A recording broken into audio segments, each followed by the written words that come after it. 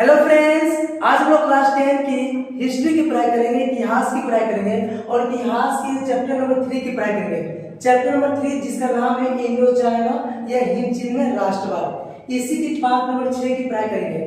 5 part हम लोग पढ़ चुके हैं। 5 पार्ट में लगभग ये चैप्टर जो है समाप्त हो चुका है। आज ये छठा पार्ट है, इसमें चैप्टर क्या हो जाएगा, समाप्त हो जाएगा। तो चलिए आज पार्ट नंबर 6 में हम लोग क्या पढ़ेंगे वो जान लेते हैं। तो पार्ट नंबर 6 में हम लोग दो क्वेश्चन मेरे से जानेंगे। एक अमेरिकी वियतनाम युद्ध में हो ची मिन्ह भूलभुलैया मार्ग, मतलब दो क्वेश्चन आज जानेंगे। क्या क्या?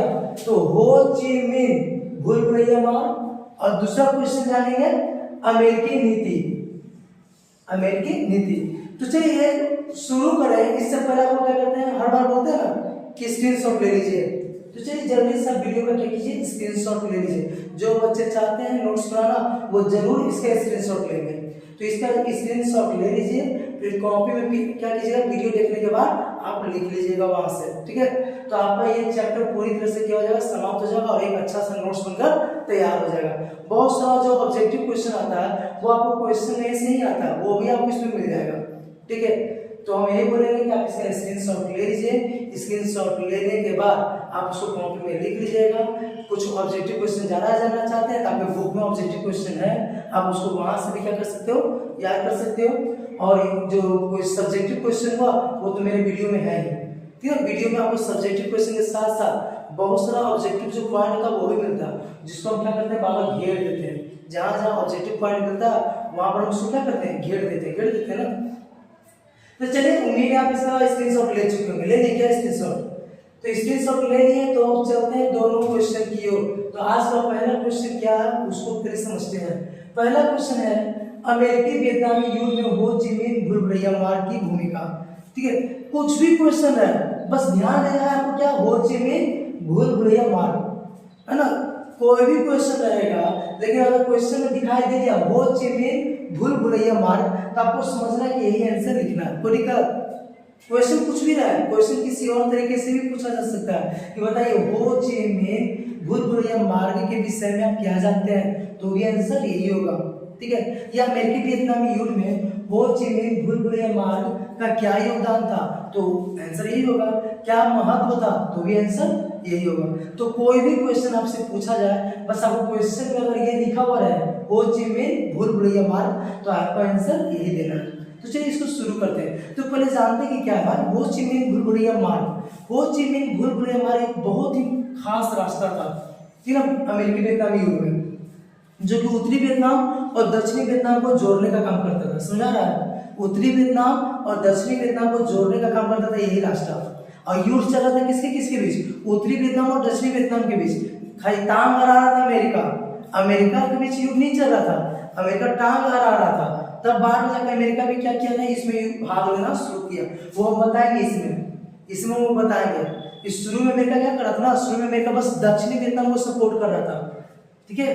दक्षिणी वियतनाम को अमेरिका क्या कर रहा था, सपोर्ट कर रहा था। युद्ध चल रहा था उत्तरी वियतनाम और दक्षिणी वियतनाम के बीच, ठीक है। ये दोनों के बीच में एक रास्ता था जिसका नाम हो ची मिन्ह भूलभुलैया मार्ग। इसी का ये क्या योगदान था वही जानने जा रहे हैं। चलिए देखते हैं। लिख रहा क्या कि हो ची मिन्ह भूलभुलैया मार्ग वियतनाम के बाहरी इलाकों से होता हुआ लाओस और कंबोडिया होता हुआ उत्तरी वियतनाम से दक्षिणी वियतनाम पहुंचता था। पहले यहाँ से यहाँ तक समझिए, यहाँ से यहाँ क्या हम बोल रहे हैं, हम यही बोले हैं कि हो ची मिन्ह भूलभुलैया मार्ग जो है लाओस और कंबोडिया होते हुए, लाओस और कंबोडिया दो देश है ना, लाओस और कंबोडिया होते हुए उत्तरी वियतनाम से दक्षिणी वियतनाम तक पहुंचता था। समझा यार? हो ची मिन्ह भूलभुलैया मार्ग एक रास्ता है जी, ठीक ना, जैसे अपना यहाँ भी रास्ता है ना, तो इसी में रास्ता है हो ची मिन्ह भूलभुलैया मार्ग उसका नाम है। तो हो ची मिन्ह भूलभुलैया मार्ग उत्तरी वियतनाम से दक्षिणी वियतनाम जाता था लाओस और कंबोडिया होते हुए। कोई दिक्कत? अब आगे पढ़ते हैं। कहा कि अनुमान लगाया गया कि प्रति माह 20,000 योद्धा उत्तरी वियतनाम से दक्षिणी वियतनाम पहुंचते थे इसी रास्ता से। लगभग 20,000 योद्धा प्रत्येक महीने उत्तरी वियतनाम से दक्षिणी वियतनाम इसी रास्ते से पहुंचते थे। क्यों? युद्ध लड़ने के लिए। उत्तरी वियतनाम और दक्षिणी वियतनाम में युद्ध चल रहा था ना, तो लगभग हर महीने 20,000 योद्धा उत्तरी वियतनाम से दक्षिणी वियतनाम पहुंचते थे युद्ध लड़ने के लिए। तो समझ में आ रहा होगा आपको कि कितना खास रास्ता है। अगर ये रास्ता नहीं रहता तो इन योद्धाओं को वहां उत्तरी वियतनाम से दक्षिणी वियतनाम में जाने में क्या होता, काफी परेशानी होता ना, इसी रास्ते थ्रू ये लोग जा रहे हैं। और आगे देखिए क्या है, लिख रहा है क्या कि इस मार्ग पर मतलब इस रास्ते पर वियतनामी जो है बहुत जगह पर क्या किए थे, सैनिक छावनी मतलब कैंप होता है ना, सैनिक छावनी बना रखे थे और अस्पताल बना रखे थे। ये जो रास्ता है ना, पूरा रास्ता ये जो है ना, इस पूरे रास्ते पे जगह जगह पर क्या क्या है, वियतनामी लोग कैंप बनाए हुए थे, सैनिकों के लिए कैंप बनाए हुए थे और अस्पताल बनाए हुए थे। ठीक है, सैनिकों के ठहरने उड़ने के लिए कैंप बना हुआ था और उनके इलाज के लिए क्या बना हुआ था, अस्पताल बना हुआ था। कौन रास्ते पर, तो हो ची मिन भूल भुलैया मार्ग पे। आगे देखिए क्या करा कि इसी मार्ग के द्वारा जो युद्ध का सामान होता था वो उत्तरी वियतनाम से दक्षिणी वियतनाम पहुंचता था, इसी रास्ते के द्वारा। अगर ये रास्ते को किसी तरह से तोड़ दिया जाए तो उत्तरी वियतनाम से दक्षिणी वियतनाम पहुंचेगा युद्ध का सामान नहीं, तो उत्तरी वियतनाम हार जाएगा नहीं हार जाएगा, क्योंकि इसका सामान वहां पहुंचेगा नहीं। तो वहां पर सैनिक क्या होगा, सैनिक को जब जरूरत पड़ेगा सामान का, खाना पानी का या युद्ध के सामान का, तो उसको मिलेगा नहीं तो हार ना जाएगा जी। तो यही मेन रास्ता है कि नहीं मेन रास्ता है, वही यहाँ पर है कि इसी मार्ग द्वारा युद्ध का जो सामान था वो जाता था उत्तरी वियतनाम से दक्षिणी वियतनाम।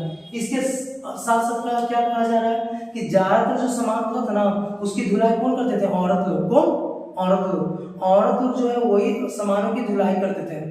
जो औरतें होती थी वही सामान की धुलाई करती थी। हम आपको पिछले पार्ट में बताएं, पार्ट नंबर 5 में आपको इस बात को बता कि औरतें लोग जो होती थी कूली बन के क्या करती थी, साइकिल से या अपने पीठ पे भारी भारी सामान लेकर क्या करते थे, उत्तरी वियतनाम से दक्षिण वियतनाम सामान पहुंचाते थे। वही यहाँ पे लिखा हुआ कि ज्यादातर सामान की धुलाई कौन करती थी, महिला कूली। कैसे, तो पीठ पर या फिर साइकिल पर, है ना, पीठ पर या फिर साइकिल पर।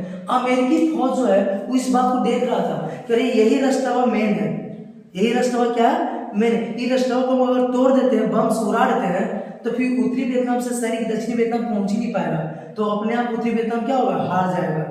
ठीक है ना, उत्तरी वियतनाम से जो हथियार है ना, वो दक्षिणी वियतनाम पहुंच ही नहीं पाएगा, तो अपने आप उत्तरी वियतनाम क्या हो जाएगा, हार जाएगा। तो अमेरिकी फौज ने क्या ना, इस रास्ते को नष्ट करने का खूब प्रयास किया, इस रास्ते को नष्ट करने का खूब प्रयास किया, बहुत बार बम गिराया, लेकिन जैसे ही रास्ता को तहस नहस करता था तो वियतनाम में लोग क्या करते थे, तुरंत इसका मरम्मत कर लेते थे। क्यों, क्योंकि जरूरी रास्ता था भाई, रास्ता जरूरी था ना। तो जैसे ही इस रास्ते को बम से उड़ाता था अमेरिका के सैनिक, तो वियतनाम में लोग क्या करते थे, ये रास्ते को मरम्मत तुरंत कर लेते थे, इसीलिए क्योंकि ये रास्ता बहुत जरूरी था। अगर रास्ता नहीं रहेगा तो हम लोग युद्ध हार जाएंगे। तो इससे पता चला ना कि अमेरिकी वियतनाम युद्ध में हो ची मिन भूल भुलैया मार्ग का क्या बहुत योगदान है कि नहीं योगदान है, समझा गया। अमेरिकी वियतनाम युद्ध में हो ची मिन भूल भुलैया मार्ग का क्या बहुत योगदान है ना, समझाया ना। फिर से वो बताते हैं, ध्यान से सुनिएगा, फील कीजिएगा, समझिएगा। तो है क्या कि सर हो ची मिन भूल भुलैया मार्ग उत्तरी वियतनाम से दक्षिणी वियतनाम पहुंचता था लाओस और कंबोडिया होते हुए। ठीक है, लाओस और कंबोडिया होते हुए उत्तरी वियतनाम से दक्षिणी वियतनाम पहुंचता था। और लगभग 20,000 योद्धा हर महीने उत्तरी वियतनाम से दक्षिण वियतनाम युद्ध लड़ने के लिए इसी रास्ते से जाते थे। किस रास्ते से, हो ची मिन भूल भुलैया मार्ग से। ठीक है, और तो क्या, युद्ध का जितना भी सामान था, युद्ध का जितना भी सामान था, आवश्यक सामग्री था, इसी रास्ते के द्वारा औरतें लोग क्या करती थी, पहुंचाती थी। कहाँ, दक्षिणी वियतनाम। औरतें लोग जो हुई साइकिल से या अपने पीठ पर लेकर के इसी रास्ते से पहुंचाते थे सामान को। ठीक है, और तो क्या, तो वियतनामी लोग जो थे इस रास्ते पर जगह जगह पर क्या किए हुए थे, कैंप बनाए हुए थे। क्या बनाए हुए थे, कैंप बनाए हुए थे, अस्पताल बनाए हुए थे, सैनिकों को ठहरने के लिए, उनकी इलाज के लिए कैंप और अस्पताल बनाए हुए थे। ऐसा ना, जो भी सैनिक घायल होते थे उनके इलाज के लिए वहां पर क्या बना हुआ था, अस्पताल। एक जगह नहीं, जगह जगह पर कई जगहों पर बना हुआ था। आया समझे ना। तो अमेरिकी फौज इस रास्ते को खत्म करने का बहुत प्रयास किया। क्यों, क्योंकि जानता था कि इसी फौज के सहारे उत्तरी वियतनाम के योद्धा लोग दक्षिणी वियतनाम पहुंच रहे हैं। अगर इस फौज को उड़ा, इस मार्ग को उड़ा देंगे तो पहुंच पाएगा नहीं, तो कमजोर पड़ जाएगा ना उत्तरी वियतनाम। तो इस रास्ते को उड़ाने का बहुत प्रयास किया, भरसक प्रयास किया। कौन, अमेरिकी फौज। जब बहुत बार बम गिराया, लेकिन जब जब वो बम गिरा के इसको उड़ा देता था तुरंत वियतनामी लोग इसको क्या कर लेते थे, मरम्मत कर लेते थे, क्योंकि वियतनामी लोग इसका महत्व समझते थे। वियतनामी लोग इस रास्ते का वैल्यू जानते थे कि ये रास्ता ही भाई हमारा क्या सबसे बड़ा हथियार है ना, इस रास्ते का वैल्यू जानते थे। तो जैसे भी अमेरिकी फौज इसको उड़ाता था तो एक वियतनामी लोग इसको क्या करते थे, तुरंत मरम्मत कर लेते थे। अमेरिका इसको उड़ाते उड़ाते परेशान हो जाता था। आया समझे ना। तो यही था वियतनामी युद्ध में क्या हो ची मिन्ह टुकड़े मार का युद्ध। अब अगला क्वेश्चन है, इसको तीन तरीके से पूछा जा सकता है कि अब वियतनामी युद्ध में अमेरिकी नीति का वर्णन करें, या फिर अमेरिकी वियतनामी युद्ध में अमेरिका ने कौन कौन से हथियार का प्रयोग किया, या फिर दो बहुत खतरनाक हथियार है नापाम और एजेंट ऑरेंज, इसका वर्णन करें। तो ये तीनों में से कोई भी क्वेश्चन रहे थी ना, तो आपको आंसर यही लिखना है। समझ आ रहा है? ये तीनों से कोई भी क्वेश्चन रहे, अमेरिकी नीति या किन किन हथियारों का प्रयोग किया या नापाम और एजेंट ऑरेंज का वर्णन करें, तो आपको यही लिखना है। समझ आ रहा है? आपको यही लिखना है। तो चलिए शुरू करते हैं। तो वियतनामी युद्ध में अमेरिका जो है राष्ट्रपति कैनेडी से लेकर के राष्ट्रपति निक्सन के शासन तक भाग लिया। अमेरिका जो है वियतनामी युद्ध में राष्ट्रपति कैनेडी से लेकर राष्ट्रपति निक्सन तक भाग लिया, ठीक ना। शुरू में अमेरिका भाग नहीं ले रहा था भाई, शुरू में बस बताया ना अभी कि शुरू में अमेरिका क्या कर रहा था, दक्षिणी वियतनाम को सपोर्ट कर रहा था। किसको? दक्षिणी वियतनाम को। दक्षिणी वियतनाम को क्या करता था, हथियार सप्लाई करता था। शुरू में अमेरिका दक्षिणी वियतनाम को हथियार सप्लाई करता था, उसको सपोर्ट कर रहा था, सहयोग कर रहा था। लेकिन आगे चलकर अमेरिका खुल के युद्ध में भाग लेना शुरू कर दिया। आगे चलकर अमेरिका समझ गया कि थोड़ा सा कुछ होने वाला भाई दक्षिणी वियतनाम से, तो खुद युद्ध में वो क्या हुआ, शामिल हो गया। युद्ध में शामिल होकर क्या किया, भाग युद्ध में शामिल होकर क्या खुल के युद्ध करना शुरू किया। और क्या ना बहुत खतरनाक हथियारों का यूज किया इसमें, बहुत ही खतरनाक हथियारों का यूज किया। बम का बारिश कर दिया, समझो तब वियतनाम में बम का बारिश करवाया था, खूब बम का वर्षा किया। देखिए यहाँ पर लिखा होगा कि शुरू में अमेरिका जो है वो क्या किया, दक्षिण वियतनाम में सिर्फ सैनिक सहायता भेज रहा था, हथियार भेज रहा था, सैनिक सहायता भेज रहा था, हथियार भेज रहा था। लेकिन बाद में अमेरिका खुल के युद्ध में भाग लेने लगा, ठीक है। वियतनाम में हो ची मिन्ह, जो हो ची मिन्ह वहां के नेता थे ना जी, हो ची मिन्ह, अब कम्युनिस्टों का प्रभाव को कम करने के लिए बम वर्षा किया। क्या किया? बम वर्षा किया, ठीक है। बम वर्षा के साथ ही साथ कौन कौन सा विमान, कौन सा हथियार यूज किया, तो ये देखिए विमान का नाम है B-52।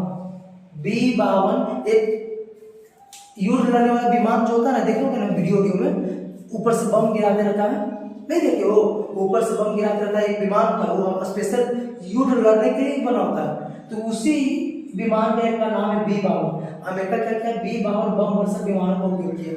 और साथ ही साथ मशीन गन और टैंक, मशीन गन तो आपको पता ही है, मशीन गन और टैंक का भी प्रयोग किया इस युद्ध में। अरे समझ ना, मतलब सब तरह के हथियार का प्रयोग किया है अमेरिका, ठीक है। इसके अलावा नापाम, फास्फोरस बम और एजेंट ऑरेंज, नापाम, फास्फोरस बम और एजेंट ऑरेंज का भी प्रयोग किया ना। ये सब क्या बहुत ही खतरनाक रसायन हथियार है, ठीक है। नापाम जो होता था, नापाम में गैसोलीन मिला होता था। क्या मिला होता था? गैसोलीन, जो कि ज्वलनशील पदार्थ है। जब इसको गिराता था ऊपर से तो त्वचा पे चिपक जाता था, स्किन पे चिपक जाता था, बिल्कुल प्लास्टिक की तरह। प्लास्टिक देखे हो, जब प्लास्टिक जलाते हो तो हाथ में पड़ता था, चिपक जाता, नहीं चिपक जाता। तो ऐसा ही नापाम में क्या मिला होता था, गैसोलीन, जो कि ज्वलनशील पदार्थ है। और जब ये शरीर पे गिरता था तो इससे चिपक करके जलने लगता था। तो सोचिए कितना खतरनाक हथियार है, इससे चिपक कर जलने लगता था प्लास्टिक की तरह। तो समझ लीजिए कितना खतरनाक हथियार है। इसके बाद फास्फोरस बम है, यह भी उसी तरह का है। फास्फोरस बम भी क्या है, ज्वलनशील है, ये भी जलने वाला चीज है, ऐसा ना। इसके अलावा एजेंट ऑरेंज जो है एक जहर है। एजेंट ऑरेंज जो है क्या है, जहर है। और इसको जिस ड्रम में रखते थे ना, एजेंट ऑरेंज को जो ड्राम में रखते थे ना, वो ड्राम में ऑरेंज कलर का पट्टी बना होता था। क्या बना होता था?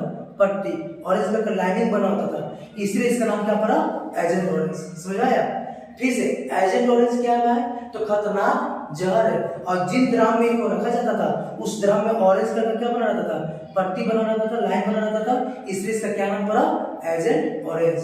तो देखा, इसका भी प्रयोग अमेरिका खूब किया और पूरा ड्राम के ड्राम उजल दिया वियतनाम में। इससे क्या हुआ, जंगल बर्बाद हो गया, है ना। यहाँ पर फसल सब क्या हो गया, बर्बाद हो गया। मतलब वियतनाम को बहुत नुकसान पहुंचाया अमेरिका, फिर भी वियतनामी लोग हार नहीं माना और युद्ध लड़ते रहा। तो अंत में किसका जीत हुआ, वियतनामियों का।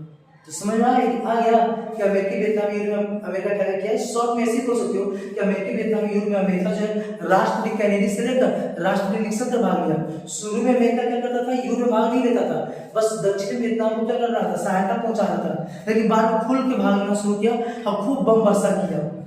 खूब बम वर्षा किया, B-52 बम वर्षक विमानों का यूज किया, मशीन गन यूज किया, टैंक का यूज किया, साथ ही साथ नापाम, एजेंट ऑरेंज, फास्फोरस बम का यूज किया। और नापाम बहुत ही ज्वलनशील होता था, गैसोलीन उसमें मिला होता था, गैसोलीन मिला होता था, बहुत ही ज्वलनशील होता था, त्वचा से चिपक के जलते रहता था, इतना खतरनाक हथियार था। फास्फोरस बम भी कुछ उसी तरह का था। और एजेंट ऑरेंज क्या था, तो जहर था, बहुत ही खतरनाक जहर था, ठीक ना, जिसको एक ड्राम में रखा रहता था, उस ड्राम में ऑरेंज का पट्टी बना होता था, इसलिए उसका नाम पड़ा एजेंट ऑरेंज। और इसके प्रयोग से वियतनाम में क्या जितना फसल लगा हुआ था रबर सब का सब तबाह हो गया, जंगल सब तबाह हो गया। तो इस प्रकार से वियतनामियों को तबाह करने का पूरा प्रयास किया कौन, अमेरिका। लेकिन वियतनामी लोग हार नहीं माने और इसी का नतीजा निकला कि वियतनामियों की जीत हुआ, अमेरिका का हार हुआ। तो ये था आपका इंडो चाइना हिंद चीनी उपनिवेशवाद और राष्ट्रवाद, ठीक ना। हमको उम्मीद है कि आप इसका हर एक पार्ट को देखेंगे और हर एक पार्ट का वीडियो को क्या किएंगे, स्क्रीनशॉट लेकर के कॉपी में लिखेंगे। अगर आप ऐसा नहीं किए हैं तो पार्ट बाय पार्ट, पार्ट 1 2 3 4 5 6 सभी पार्ट का एक लाइन से वीडियो देखिए और उसको कॉपी में लिख लीजिए, आपको पूरा समझ में भी आ जाएगा, आपका नोट्स भी बनकर तैयार हो जाएगा, ठीक है। अब अगले पार्ट में मिलते हैं कुछ इंटरेस्टिंग वीडियो लेकर, मैथ का वीडियो लेकर आएंगे, एसएसटी का लेकर आएंगे, कुछ और भी लेकर आएंगे। तो आगे के वीडियो में मिलते हैं, आज के इतना ही रहने देते हैं, धन्यवाद।